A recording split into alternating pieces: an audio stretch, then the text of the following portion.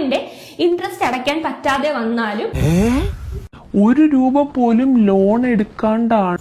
നമസ്കാരം, എൻ്റെ പുതിയ വീഡിയോയിലോട്ട് നിങ്ങൾക്ക് എല്ലാവർക്കും സ്വാഗതം. സോ ആദ്യം തന്നെ ഞാൻ വീണ്ടും നീരജേൻ്റെ വീഡിയോ ഇടുകയാണ്. എനിക്കറിയാം ചില ആൾക്കാർക്ക് ഈ വീഡിയോ കാണുമ്പോൾ ഭയങ്കര ഒരു ബുദ്ധിമുട്ട് തോന്നും. എന്തിനാണ് നിങ്ങളൊരു ടോപ്പിക്ക് വീണ്ടും വീണ്ടും പറഞ്ഞുകൊണ്ട് നിൽക്കുന്നത്? ഇങ്ങനെ പറയുമ്പോൾ നിങ്ങൾക്ക് എന്താണ് കിട്ടുന്നത്? നിങ്ങൾക്ക് പറഞ്ഞ് മതിയായില്ലേ? നിങ്ങൾക്ക് മടുത്തില്ലേ? ഒരു കുട്ടീനെ ഇങ്ങനെ ക്രൂശിക്കണോ എന്നൊക്കെ ചോദിക്കുന്ന കുറേ ആൾക്കാരുണ്ട്. നമ്മൾ ഈ കണ്ടന്റ് ഫീൽഡിൽ നിൽക്കുന്ന സമയത്ത് നമുക്ക് എന്തെങ്കിലുമൊക്കെ ഒരു കണ്ടന്റ് കിട്ടിയിട്ടുണ്ടെങ്കിൽ നമ്മളത് എടുക്കും, സംസാരിക്കും, അത്രയേ ഉള്ളൂ. അതുകൊണ്ട് ആരോടും ഒരു തരത്തിലുള്ള ദേഷ്യമോ വാശിയോ പ്രത്യേകിച്ച് എനിക്കില്ല. ഓക്കെ, സോ നീരജയുടെ വിസ തട്ടിപ്പ് കാര്യങ്ങളൊക്കെ ഇങ്ങനെ മുന്നോട്ട് നല്ല പൂർവാധികം ശക്തിയോടുകൂടി തന്നെ പോകുന്നുണ്ട്. തട്ടിപ്പുകളൊക്കെ ഹൈ ലെവലിൽ നടക്കുന്നുണ്ട്. കുറേ വീഡിയോകൾ വരുന്നുണ്ട്, കുറേ റിയാക്ഷൻ വീഡിയോകൾ വരുന്നുണ്ട്.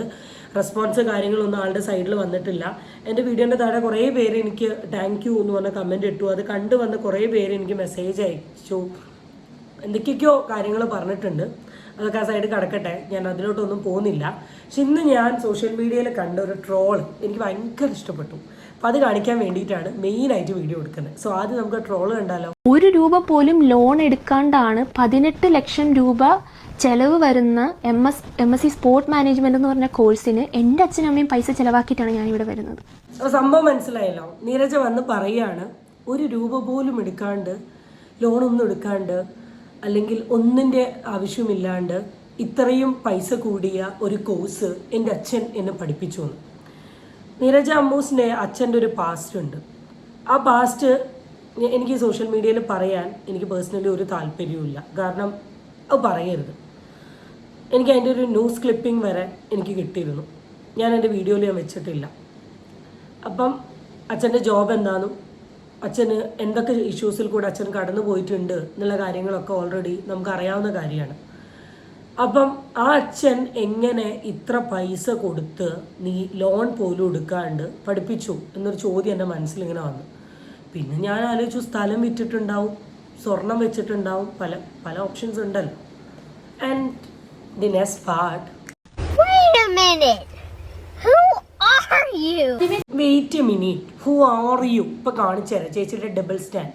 തന്നെ എൻ്റെ ലോണിന്റെ ഫുൾ പ്രൊസീജിയർ ആയിട്ടുള്ള ഒരു വീഡിയോ നിങ്ങൾ കണ്ടു കാണുമെന്ന് ഞാൻ വിചാരിക്കുന്നു. കാരണം എത്ര ദിവസം എടുത്തു ലോൺ സാങ്ഷൻ ആവാൻ, ദെൻ എന്തൊക്കെയാണ് ഞാൻ അതിന് വേണ്ടി ചെയ്തത്, ഓരോ ദിവസവും പോയി ഓരോ ദിവസം എന്തൊക്കെയാണ് ചെയ്തതെന്നുള്ള വീഡിയോ നിങ്ങൾ കണ്ടു കാണും. ഞാൻ ഫസ്റ്റ് ദിവസം പോയത് മുതൽ ലോൺ സാങ്ഷനായി പൈസ എന്റെ കയ്യിൽ. എന്താണ് നീരജ ചേച്ചി വാ തുറന്ന നൊണ പറയുന്നേ? ഇങ്ങനെ നൊണച്ചിയാവാൻ പാടുണ്ടോ? നിങ്ങൾ തന്നെ നിങ്ങളുടെ യൂട്യൂബ് ചാനലിൽ പൈസ അധികമൊന്നും കിട്ടാണ്ട് പാവമായിരുന്ന് ഈ വിസ പരിപാടിയൊക്കെ ചെയ്യുന്നതിന് മുമ്പ് നല്ല ശാലീന കുലീനിയായി നിന്ന സമയത്ത് എടുത്തൊരു വീഡിയോ ആണ്. ഈ വീഡിയോയിൽ നിങ്ങൾ എന്താ പറയുന്നത്?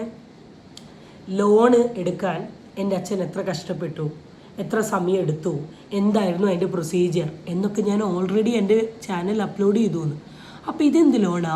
എനിക്ക് കിട്ടിയ ദിവസം വരെയുള്ള എന്തെങ്കിലും കാരണവശാൽ എനിക്ക് ലോണിന്റെ ഇൻട്രസ്റ്റ് അടയ്ക്കാൻ പറ്റാതെ വന്നാലും ₹1 പോലും ലോൺ എടുക്കാണ്ടാണ്. എന്താ ഇതിനെയൊക്കെ പറയണ്ടേ? എന്താ ഇതിനൊക്കെ പറയണ്ടേ? ഫുള്ള് കള്ളത്തരല്ലേ ഇവർ പറയുന്നത്? ഫുള്ള് കള്ളത്തരല്ലേ? നിങ്ങൾ പറയുന്നതിൽ എന്ത് സത്യമുള്ളത്? ഇപ്പൊ പറയുന്ന കാര്യമല്ല നിങ്ങൾ അടുത്ത സെക്കൻഡ് പറയുന്നേ. നിങ്ങൾ പറയുന്ന കാര്യങ്ങൾ ഇങ്ങനെ മാറ്റിക്കൊണ്ട് നിൽക്കുക. എങ്ങനെയാ നിങ്ങളെ വിശ്വസിക്കുക? എങ്ങനെയാ നിങ്ങളെ വിശ്വസിക്കാൻ പറ്റുക? എൻ്റെ പൊന്നു ഭഗവാനെ, ഇങ്ങനൊരു കള്ളത്തിനെ ഞാൻ ആദ്യമായിട്ടാണ് കാണുന്നേ.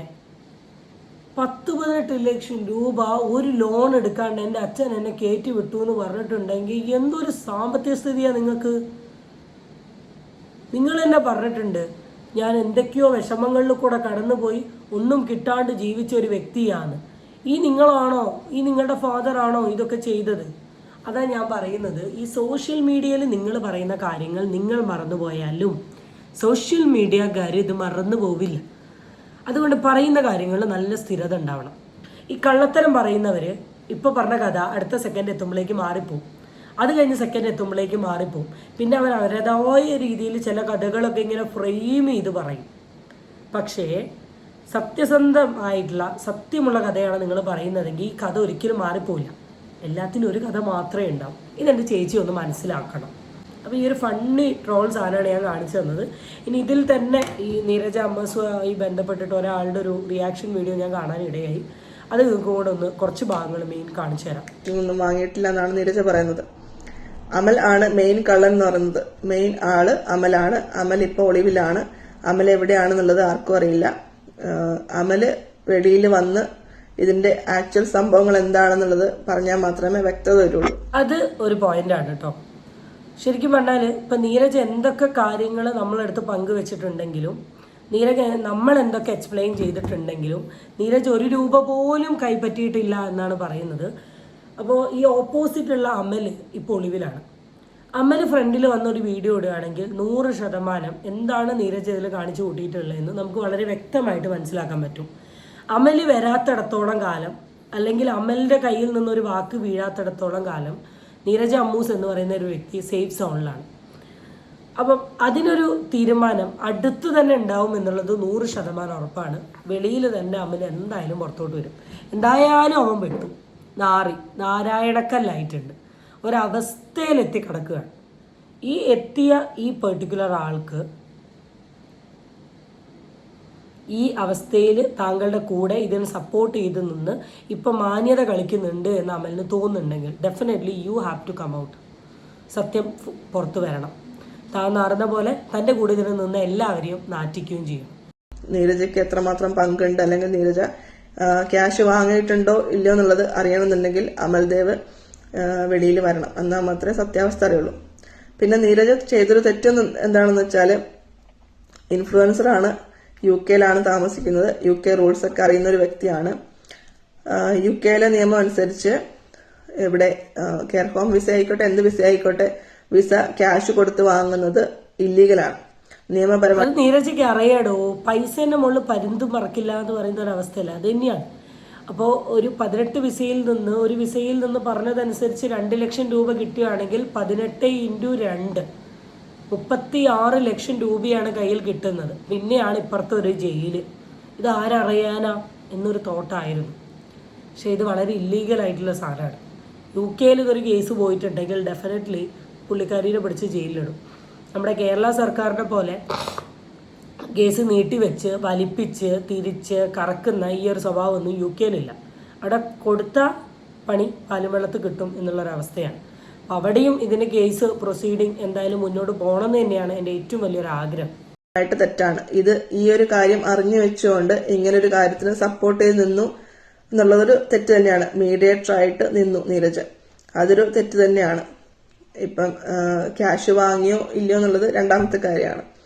ഇങ്ങനൊരു ഇല്ലീഗലായിട്ടുള്ളൊരു കാര്യത്തിന് സപ്പോർട്ട് ചെയ്ത് നിന്നത് എന്തായാലും ഒരു തെറ്റ് തന്നെയാണ് നീരജ ചെയ്തത്. പിന്നെ അമല് ഇനി എവിടെയാണെന്നുള്ളത് അറിയില്ല. അമല് എപ്പോൾ പുറത്ത് വരുന്നു അപ്പോഴേ ഈ ഒരു കാര്യത്തിന് ശരിക്കുള്ളൊരു ക്ലാരിറ്റി വരുള്ളൂ. നീരജയ്ക്ക് എത്രമാത്രം ഇതിൽ ഇൻവോൾവ്ഡ് ആണ് എന്നുള്ളത് അറിയണമെന്നുണ്ടെങ്കിൽ നീരജ ചെയ്തത് തെറ്റാണ് എന്നുള്ളത് ആരും പറയേണ്ട ആവശ്യമില്ല. കോമൺ ആയി നിൽക്കുന്നത് നമുക്കറിയാം. ഇനി പൈസ വാങ്ങിയാലും വാങ്ങിയില്ലെങ്കിലും ഇല്ലീഗലായ കാര്യം ചെയ്യുക, മീഡിയേറ്ററായി നിന്ന് ആൾക്കാരെ പറ്റിക്കുക എന്നൊക്കെ പറയുന്ന, സാമ്പത്തിക ഇടപാടിൽ നിന്ന് പറ്റിക്കുക എന്നൊക്കെ പറയുന്ന തെറ്റായ കാര്യം. എന്നാണ് ഇതിനൊന്നും ഒരു ഫൈനൽ ഔട്ട്പുട്ട് വരാത്തത് എന്നൊരു തോട്ടിലാണുള്ളത്. Definitely I am waiting for Amal എന്ന് പറയുന്ന വ്യക്തി പുറത്ത് വന്ന് ഇതിൻ്റെ സത്യാവസ്ഥ പറയണം. കാരണം ഇൻഫ്ലുവൻസർ എന്ന ലേബലിൽ നിന്നുകൊണ്ട് ജനങ്ങളെ പറ്റിക്കുന്ന കുറേ ടീമുകളുണ്ട്. ഇതിനൊക്കെ ഒരു അവസാനം ഇതോടുകൂടി ഉണ്ടാവട്ടെ എന്നാണ് എൻ്റെ ഏറ്റവും വലിയൊരാഗ്രഹം. സോ അത്രേ പറയാനുള്ള. അടുത്ത വീഡിയോ ആയിട്ട് നമുക്ക് വീണ്ടും കാണാം. ബൈ.